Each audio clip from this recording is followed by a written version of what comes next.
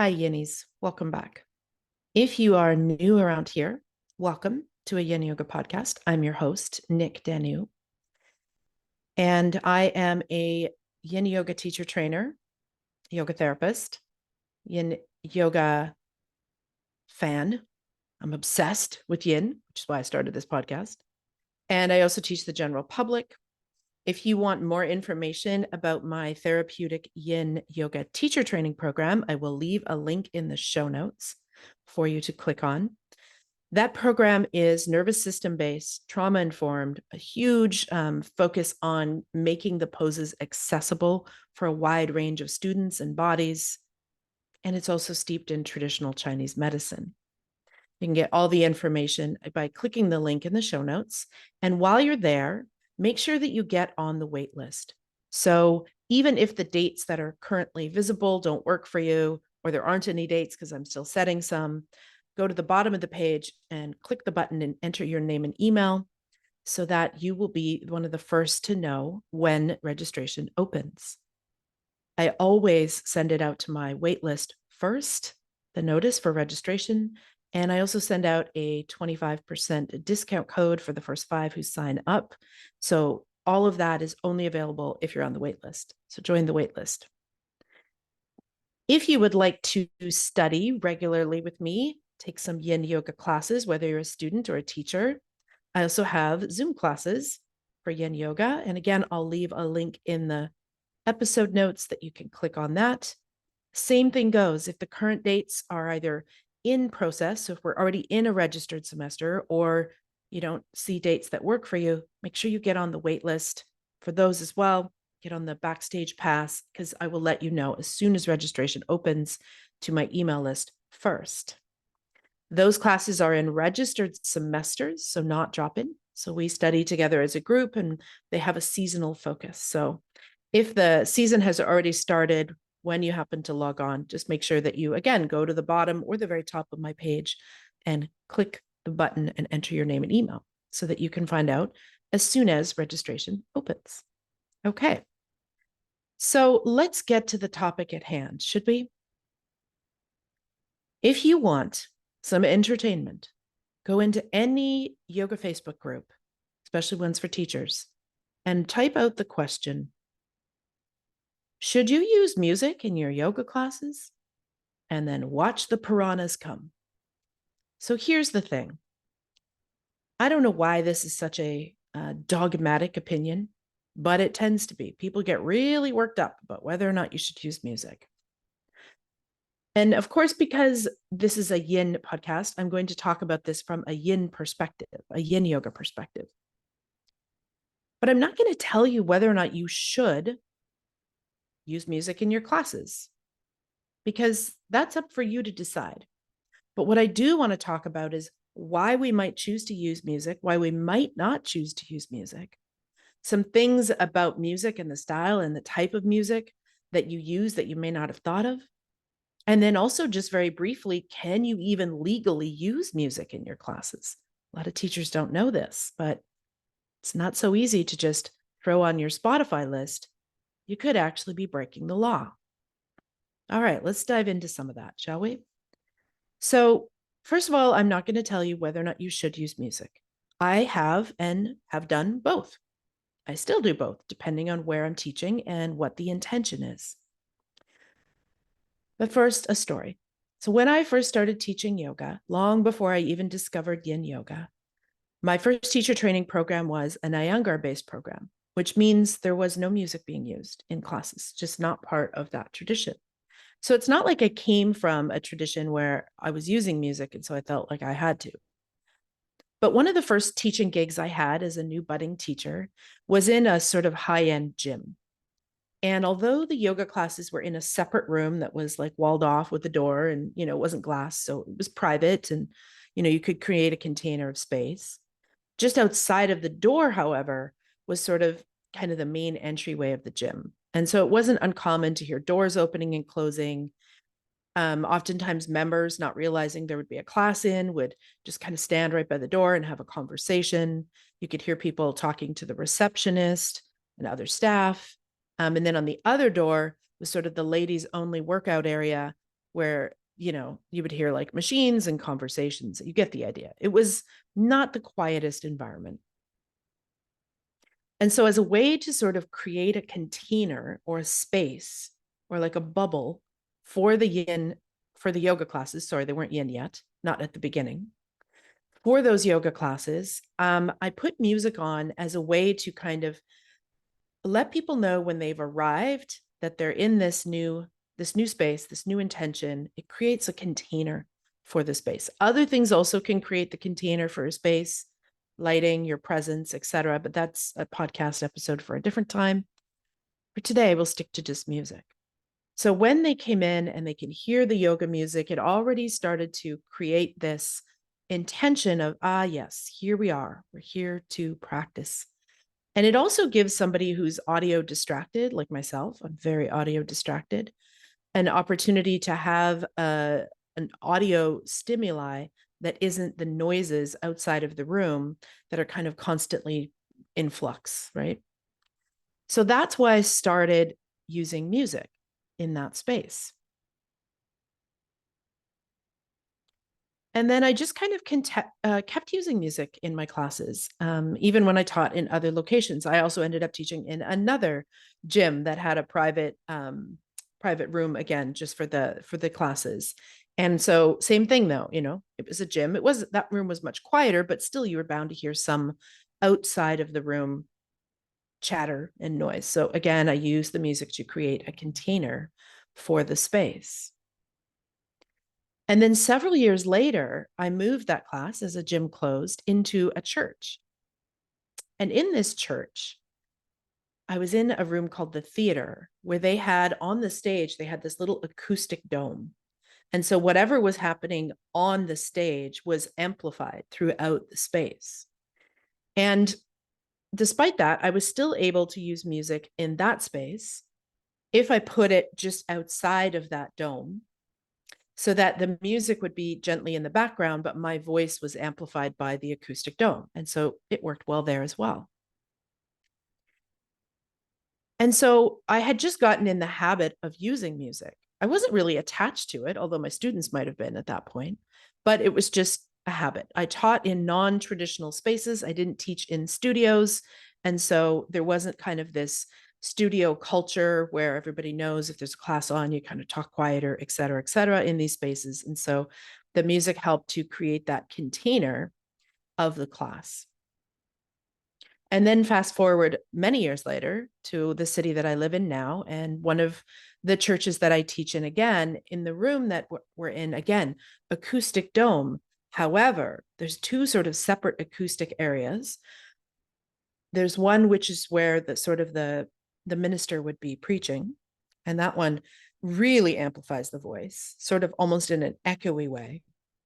And then just ahead of that, or a little closer to where the students are, there's a secondary kind of dome where, again, the voice is amplified and there's a bit of a resonance that happens there, not as strong as the first place. But what I noticed there, and that building itself is actually quite quiet. Something incredibly disruptive would have to be happening outside of that building in order to hear it. It's very, just the way it's built, it's very quiet. And what I was noticing in that space is that when I had the music going with those acoustic domes and my voice, that it was actually making it harder for my students to focus in class, because there was this reverb or this resonance of my voice and of the music. And so I stopped using music in that location. And currently, at the time of this recording, I teach in one yoga studio, and their niche or their specialty, their jam is sound healing. And so they have all kinds of gongs and bowls and this and that and all these beautiful instruments. Now, I don't do that kind of sound healing at this point, at this time of recording, because I don't have training in that.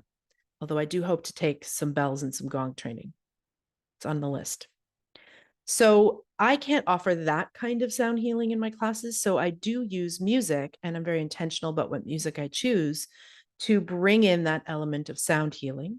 And I also use my voice as well, because I was a singer for years. And so chanting is sort of my instrument. So in that practice, in that room, I do use music because that's kind of their jam, that studio, sound healing. So, my point of kind of breaking all of this down for you was to demonstrate that you can actually be, shocking but true, flexible as to whether or not you use music. It doesn't have to be all or nothing. It doesn't have to be yes or no. It does not have to be black or white, pun intended.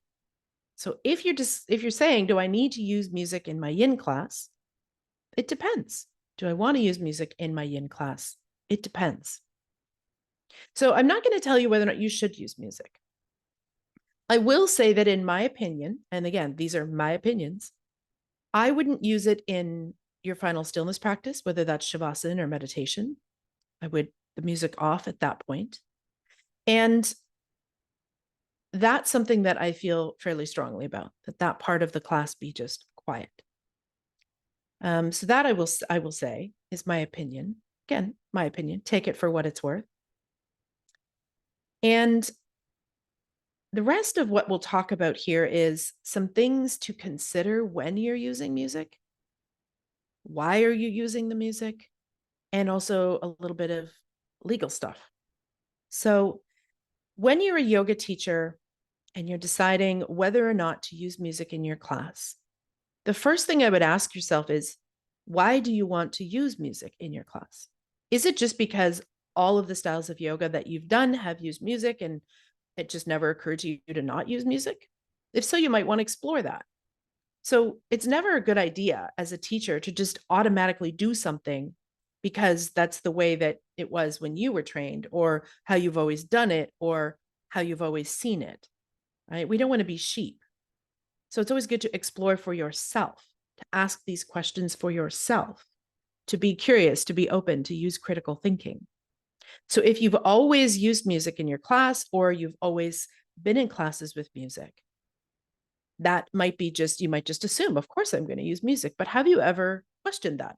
Have you ever investigated that? Have you ever tried not using music? It does feel a little weird at the beginning. It did for me. As I mentioned, all of the classes had been music. And then there's this one location where I didn't use music. And it did feel, for me, a little bit weird at the beginning, like something wasn't quite right or something was missing.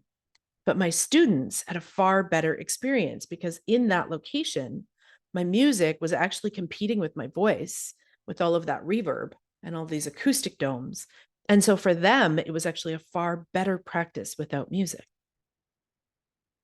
That being said, I've also had a student, I used to teach at a studio that is sadly no longer around, COVID casualty. And when I taught a restorative practice there, because I also love to teach restorative, I would put very light atmospheric music going on in the background. And one of my students told me that the reason that she preferred my restorative classes is because it had some music. Now, in a restorative practice, how I used to do the music is I would have it at a bit of a higher volume at the very beginning when everyone's kind of filtering in and joining and getting their props. And then slowly throughout that practice, I would turn the volume down less and less and less and less and less until kind of near the last few poses, there wouldn't be music at all. So that was how I handled that restorative practice. I do something similar with yin. I start with kind of the music at a little bit of a higher volume as everyone's settling in. And then I turn it down slightly because I do a bit of a guided centering, some mindfulness before we even start doing our shapes. And then gradually throughout class, I turn the volume down to the point where by the time we are at the last pose or shavasana, there's no more music. So this is just how I handle this.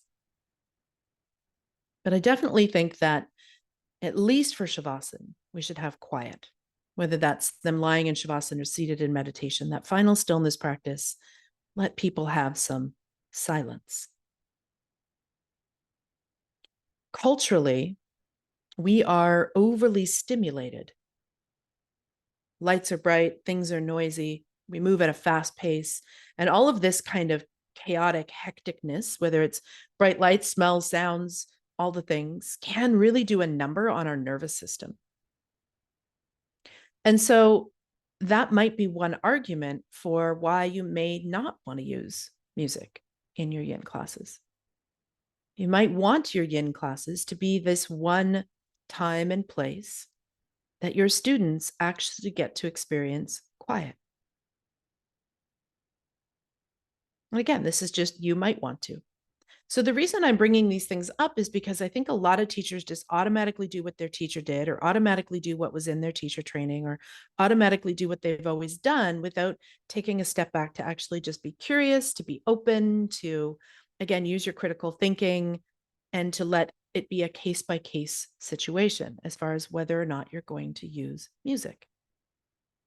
In my opinion, if too many of the students comment on my music after the class, I have failed, because I don't want the music in my class to be the focal point.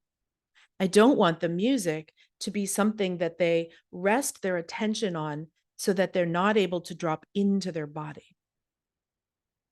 So yin yoga is a practice of interoception. And if you're not familiar with that word, I'll just briefly define it, but we've done another episode on that. Interoception is having an awareness of what is happening on the inside of you. And so if the music is either too up tempo or has, too much volume, like maybe it's just too loud or it's too up tempo, or if it's got lyrics, I'll talk more about that in a moment, then actually it can be pulling your students' attention out of their body, out of their felt embodied experience, and into the room, which sort of defeats the point of yin, because yin is an inside out practice. We're trying to encourage our students to drop inward, to notice what's happening in their body. So if the music isn't chosen skillfully and wisely, it can end up being a distraction from that. So that's something to consider as well, especially in a yin practice, because again, it is this sort of quieter form of yoga where we are trying to cultivate dropping in for our students.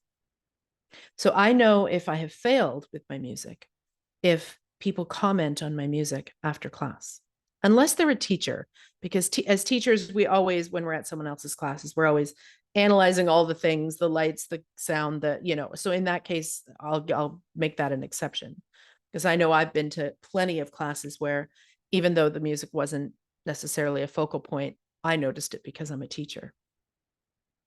So if my students are constantly noticing the music, complimenting the music, or not liking the music, or talking about the music, then I don't think I've done it well. It's either too loud or too up tempo, or there's too many words. So let's talk about some things that maybe we might want to consider when we're choosing music for a yin class. So if you have sat with it, you've analyzed the location, you've analyzed your intentions, and you've decided, okay, yes, I do want to use music in my classes. Again, nothing wrong with that. I do both. I let the situation determine what I do. I let the situation and the students' needs determine what I do, not a dogmatic blanket approach without consideration. So let's say you've given it some thought, you've analyzed it, and you want to use some music. Well, here are some things to consider. One, is the music so up tempo that it's a stimulating or an energizing soundtrack? If so, you want to downplay that. You want to find something that's a little more atmospheric, a little more chill, because again, a yin practice energetically is dropping us down and in. So when you're thinking about music for your classes, you also need to think about what is the energy and the vibe of this kind of practice. So you want to drop that down a little bit. You don't want music that's too much beat, too on tempo, or too up tempo. You want to dial that down a bit. A second thing to consider is lyrics. So in my opinion, I don't ever use pop music in my yin classes. I use music that is super ambient, super atmospheric, or is what you would obviously call like yoga music or like spa music. And the reason for this is, again, if you're using popular music with lyrics, People are going to be pulled out of their body and into their head and into the room. They're going to be deciding whether or not they like this song based on the lyrics. If they know the lyrics, they're going to be singing along in their head. If they don't know the lyrics and they're language orientated, they're going to be listening to the lyrics and analyzing the lyrics instead of dropping into their body. And again, the whole point of a yin practice is, can you bring people inside? Then we have to talk about the subject matter of the lyrics, if there are lyrics. So I consider a yoga space a healing space. I consider it a time when students are being quite vulnerable. And so really pay attention to what is being said in those songs. If you love hip hop, for example, that's cool. Listen to it on your way to class. But a lot of hip hop, those lyrics, not overly healing, right? So do you want to drop that into a space where you're trying to encourage people to go inward and to heal? Not so much. And I'm just using hip hop as an example. It could be anything. I love me some punk. I'm a punker. I love me some classic metal. Absolutely, I do. But I'm not using it in my yoga classes because A, I don't use music with lyrics, and B, I want to be really aware of the lyrical content when people are in a vulnerable, open, healing space. So that's something to consider. Another thing to consider, which you may or may not have thought of, and so I do use a little bit of music that has chanting in it in my classes, but one thing you may not have considered, and this came up in my yoga therapy training, so if you haven't thought about this, that might be why, is I like to use a little light chanting in the music that I include, but I watch whether or not I've got a male voice doing the chanting. This is an anti-man thing by any means. I absolutely love the male voice. But for example, you may or may not know that you have veterans in your class. And sometimes a male voice chanting, if they've served in the Middle East, can be a PTSD trigger, right? So there are certain times in certain religions where you might hear chanting, prayer time, et cetera, et cetera. And if somebody has served in that area, that might make that feel like a very unsafe space for them now. So it might not be something you'd ever considered if you haven't done any trauma training, or if you're not a yoga therapist, or if you have never worked with veterans or known veterans, but you might not know. If you're teaching a drop-in class, you could have vets in there and have no idea. So that's something also to consider. So this is why I tend to, if there's vocals, I tend to steer towards the female voice, just for that simple reason. And again, if there's vocals, it's mostly vocal toning or light chanting. Most of the music I use is sort of ambient, atmospheric. It's instrumental with maybe the odd little bit of vocal toning. So those are things to consider. In a sacred space, in a healing space, what kind of energy, words are you bringing into that space? So as a teacher, the studio as well, but when you show up and you close that door, you are responsible for cultivating the environment and the atmosphere of your class. So be very intentional about it. Be just as intentional with your music as you would with your lighting, as you would with your words, because all of this is very powerful in a space where people are open and vulnerable, in a space where people often kind of come in licking their wounds, right? So we really want to think about that. I would not recommend, if you are a teacher who uses music and maybe you teach more active forms of yoga and then you teach yin, that you just bring the playlist that you would use in your vinyasa or your hatha class into yin. Don't do that. They're totally different energetics. So create a yin playlist, or 2 or 5, so that you have playlists for that kind of class. Don't just sort of bring in whatever playlist you just used in your flow class. So that's some food for thought. So with every aspect of our teaching, in my opinion, and this really hit home for me when I became a yoga therapist, we really want to be intentional and conscious and deliberate with our choices. We don't want to go on autopilot. And this may not have occurred to you before this, especially if you're a newer teacher, but now it's an invitation for you to sit with it and go, okay. So today we're talking about music, but it could also be language. It could also be, lighting in the room. It could be whether or not you have scents allowed. I know a lot of people like to do, classes with essential oils, for example. Not my thing. And I would never do that unless there was clear warnings all over that class description. Same with incense, because so many people have sensitivities. But if you're making choices about what to bring into that sacred space, do so very clearly, very consciously, having weighed out the options and then made a really intentional choice. Another thing I'll say is, from my experience, most often the music in a yin class, or any yoga class actually, is too loud. So it should be fading in, especially in a yin practice, fading into the background.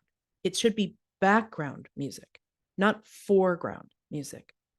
So dial it back a little bit. Again, I'm using the music as a way to create a container, to create that healing space, perhaps to be able to give them, people that are audio orientated, something to focus on other than the noise outside of the space.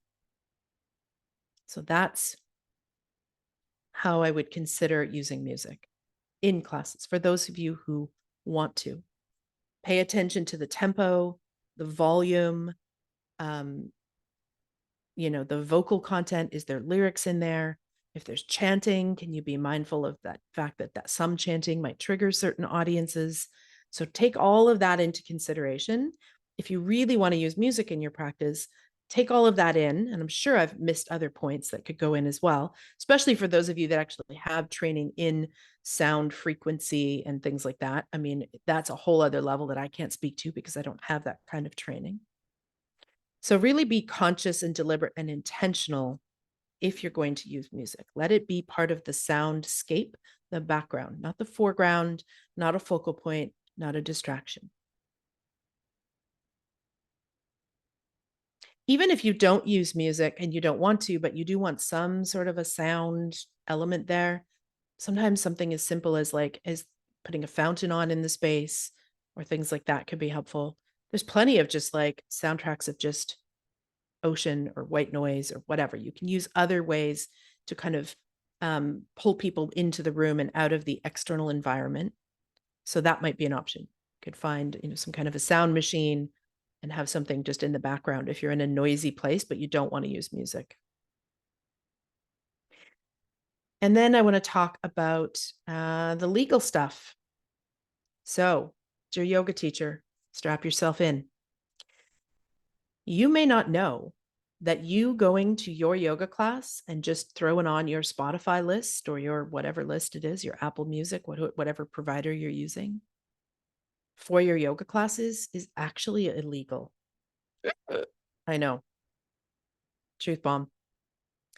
Every country, and I'm only going to speak to Canada because that's where I'm from, but I can give hints to the others. Every single country has a governing bodies that controls music being played in a public space. A yoga studio is considered a public space. So if you are using music, even if you've bought it, yes, I know, but I bought the CD, doesn't matter. You bought the CD for personal listening and enjoyment. The rights to play music for a professional environment, which a yoga studio is, or a public performance, they call it often, is a different kind of licensing than just buying the CD or downloading your music on Apple or Spotify or buying it. I know this is a very inconvenient truth, but I would rather you know this now and decide accordingly than to get smacked with some huge ass fine. So each country kind of has an agency or agencies that allows for you to pay a fee to be able to publicly play music that is copyrighted in your classes. In Canada, it's called SOCAM. I think in the States, there's actually a few. There's more than one, and I don't know what they are. Sorry. I'll have to Google that. If you're somewhere else like Australia or wherever you are, you have to do a little research on your own because there's no way I can research every country. But you cannot just show up legally with your Spotify list, with your Apple list, with your whatever it is, your playlist that you've made on your phone, and pop that on. If you were to get reported, it would be a massive fine. Now, I can't speak to how it works in other countries, but I know, for example, in Canada, because I've reached out to SOCAN about this, because I'm like, I don't need a big fine. Like, can I just pay like a small yearly fee to be able to use this music? And unfortunately, the way it works in Canada is I, as an individual teacher, even though I'm a contractor and I'm self-employed, cannot register the music I use in my classes. The studio has to do it. So the studio I teach at has to sign up for a SOCAN license, because if SOCAN were to find out that the studio is using and the teachers are using music and they don't have a SOCAN license, it's the studio that would get fined. So if you're a studio owner listening to this going, holy shit, that's something to consider. Either you pay for licensing so that all of your all of your teachers can use music in their classes, or if you don't want to do that, then maybe you have to consider whether you want to make it that there's no music in the classes. I don't know what the fines are depending on where you live, but probably too much, probably more than is easily convenient. So I reached out to SOCAN as a Canadian and said, hey, I'm an independent teacher. I travel around to different locations. I'd like to just pay the yearly fee or whatever it is to be able to use music. And they told me that I cannot, that it is the actual building, the location, that has to pay for the license. Now, I don't know if this is the same in the US. I don't know. And you can find royalty-free music online, places like that. You can find royalty-free music, but you're just going to have to do more research. You can't just go, oh, it's on Spotify, or oh, it's on Apple Music, or oh, it's on YouTube Music, or whatever it is, and now I'm going to use it. So this is something you may never have considered, and you might be squirming a little bit thinking, oh shit, that's okay. Just know that this is the case. It is illegal to just publicly play music, even if it's on your Spotify list, even if you bought it from iTunes or wherever you bought it from, even if you actually own the physical CD because you're old school like I am, still can't legally play it in public unless there's some sort of a licensing structure, or unless you're using royalty-free music. So for example, I'm just going to throw out a couple examples. There's a DJ whose name I cannot think of right now. Something, if I think of it, I'll put it in the show notes. It may take me a while to think of it. Who used to have a monthly fee that you could pay him, so that you could use his music in all of your videos, in your classes, et cetera, et cetera. And if I find his link, I'll drop it in the show notes. I just can't think of his name off the top of my head. You can buy royalty-free music. The other thing is that there may be certain musicians who have allowed for their music to be played in classes, and they're okay with it as long as you buy the music. Or if you want to use it in your videos, that you link it in the video, you mention who the musician is, and you send a link to them, et cetera, et cetera. So there may be several musicians that do this. I know of one, Fred Westra. Hey, Fred, if you ever listen to this, Fred Westra is the musician that did the little hang drum sample for my intro. And he is a huge, beloved musician in the yin yoga community. He has so many playlists, and his music is beautiful. And there's so many different instruments, and he's just a great composer. And he does allow you to use music, in his music, in your classes, in videos, in things like that. You'd want to reach out to him first, obviously, to double check what the parameters are. But I know, for example, if you're using it for a video, you need to buy the music, and then not just on Spotify, you need to buy it. And then you need to, obviously credit him. So definitely check with Fred Westra if that is something that you are interested in. If you're on Facebook, you can find him on Facebook. I have a link in the show notes that's just to his Spotify. He doesn't have a website, oddly enough. Fred, what's up with that? No website. So I don't know a way to contact him directly other than maybe through Spotify or maybe through Facebook. If you're part of the Yin Yoga Network on Facebook, at the time of this recording, that is a pretty robust Yin group on Facebook, and he's definitely in there. So you could search him out there. But he has really filled this niche market for Yin Yoga teachers, allowing us to have music that is totally yin appropriate, that's beautifully composed with tons of variety, and in a way that's legal. So buying the music and then giving him credit is the way, at least in the past, that he's asked us to do that. So just double check with him. And that might be a good solution for those of you who really just want to use music without having to investigate, your country's version of SOCAN and pay for a license. Because again, unless you're the studio, you can't do that, at least in Canada. I, as an individual yoga teacher, cannot register and pay a fee to use the music, which is crazy because it's based on the physical location of the building. Strange. I don't know if it's the same in the States or other countries, so you'd have to look into that. And if you are a studio owner listening to this and you're kind of freaking out a little bit now, thinking, oh my gosh, like that's one more freaking fee I would have to pay, one more bill, one more thing, because God knows studios are, if COVID showed us anything, it's that, studios are not huge money-making businesses. We're trying to bootstrap the expenses, right? And so if you're thinking, oh man, one more thing that I need to pay for in order to run my business, yeah, it is. It is one more thing you need to pay for if you're going to allow music, or unless you're going to do a lot of research and find royalty-free music or things like that. So you really want to make sure that you're protecting yourself and your business. It's a conversation to have with your teachers, because if anybody is fined, it will not be your teachers. It will be you as the owner. So maybe that means that you curate some royalty-free music, or you connect with someone like Fred and say, hey, how can I support you and use your music? And then you make only that music available for your teachers to choose from. Maybe you have like an iPod or something in the practice space with some playlists that they can use. I don't know how you want to work that, but it's something to consider. I know if I was opening up a studio and was attached to using music, or thought that my staff would be, I would just reach out to whatever the organization is that, regulates this, and I would just pay them a yearly fee to be able to use the music. So that's a lot about music. Again, something so simple. Simple question. Should I use music in my yin yoga classes? There's a lot that goes into it. So just to recap, should you use music? I don't know. That's up to you.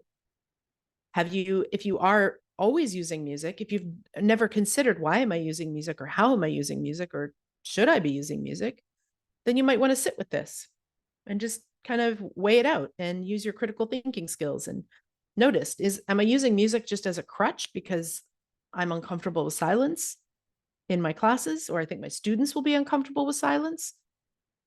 Because, part of a yin yoga practice is being uncomfortable. Like yin yoga is not a comfortable practice. Being still and quiet and silence is part of the practice. So if you've never considered why you're using music or the intentionality behind the music that you use, then maybe this episode's given you some food for thought, and you can kind of sit with it and weigh it for yourself and write some pros and cons, or bring it into your heart and see how you feel and decide, do I want to still use music? That's something to consider. And then I talked about the music you choose to use. If yin yoga is an inside out experience, if we're trying to draw people's awareness inside, then what kind of music we choose needs to reflect that intention.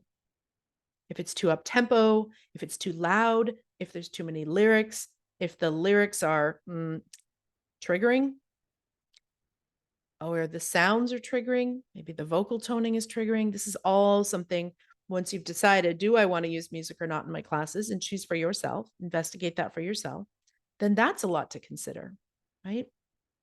So, okay, if I've decided I'm going to use music, how intentional can I be with these musical choices? Maybe there's some food for thought there. I may have mentioned some things that you had never thought of. Maybe, maybe not. And then, can you legally use the music? That's the other question. Can you legally use it? And again, paying for Apple Music, paying for Spotify does not count as legally being able to use the music. It is considered, when you play music in a business, it is considered a public performance or a public space.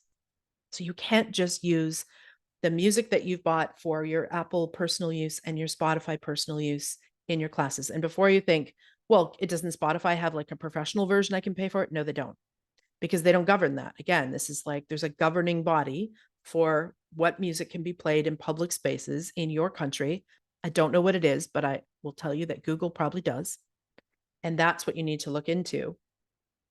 And if you're a teacher, you want to look into, at least in my country, I can't register as a teacher, and it's a studio that's responsible for that. But it might be different where you live. So that's something else to investigate. Can I, as a teacher, pay for this licensing fee? And will it cover me all of the places I teach? Or does the studio themselves have to do it? In which case, it's the studio that's at risk with you playing music in your classes. Now, those of you who have other skills, if you are a sound healer, if you're a gong player, a bowl player, a guitar, whatever it is, if you are a musician, then that opens, of course, so many more doors as to what you can offer as far as sound in your classes. But for the regular folks like us that aren't musicians that are listening to this, we gotta choose other people's brilliance to play in our classes. So I hope that that's helpful. Apologize if it was a little bit of a holy shit when you realize that you can't legally be playing the music you've been playing, but that is the truth, however inconvenient and uncomfortable. And whatever you choose for yourself. Take a moment to really sit with this. Go over these things in your mind and then make a conscious choice. What's going to work for you, for your students, for your class, for the location you teach at?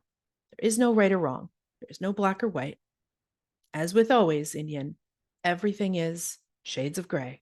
Everything is, it depends. Okay, friends, I hope you found that helpful. And until I talk to you again, bye for now.